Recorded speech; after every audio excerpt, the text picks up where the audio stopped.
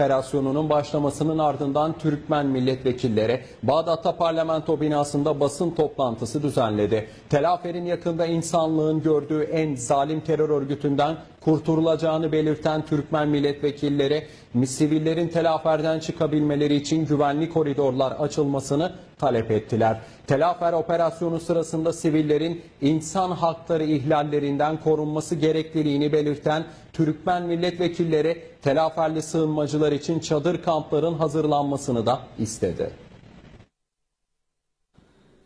Türkmen milletvekilleri basın toplantısı düzenledi.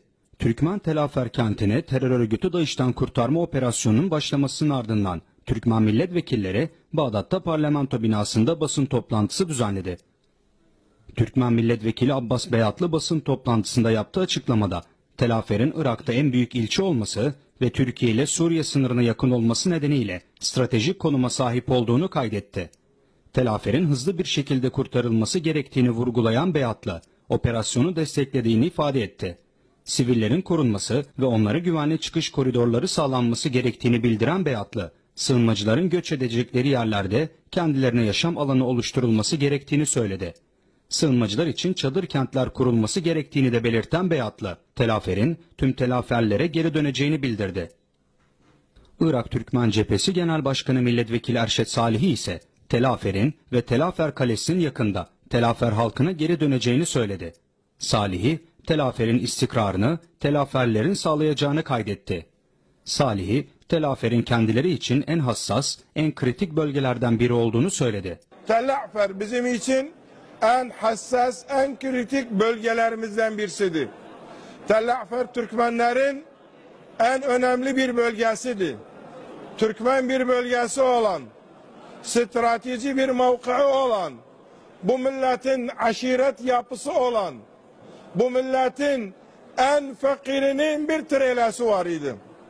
Zengin aşiretlerden oluşanlar ne yazık ki oraya Taif'i fitneyi getiren yabancılar artık onlar koy böyle diyeyim velle olup gidecekler. Orada tekrar kardeşlik dönecek. Bugün Irak ordusunun bütün teşkilatları başbakanın emriyle o operasyonları başlatması, yani Türkmenlerin çoğunluğu bulunan bölge artık oraya dönecektir.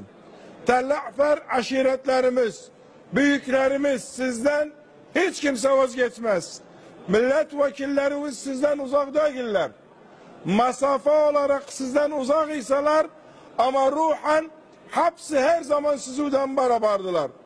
Her yerde olanlar, Irak'ın güneyinde olanlar, Türkiye'de olanlar, Irak'ın şimalında olanlar, Kerkük'te olanlar hepsi sizden beraberdiler.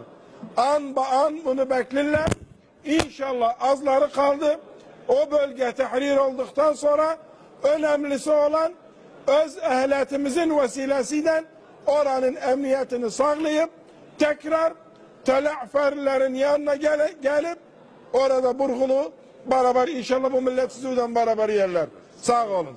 Öte yandan Irak Türkmen Cephesi Genel Başkan Yardımcısı Milletvekili Hasan Turan, Türkmen liderlerin Tel Afer'i kurtarma operasyonuna katılan güvenlik yetkilileriyle bir araya geldiğini söyledi.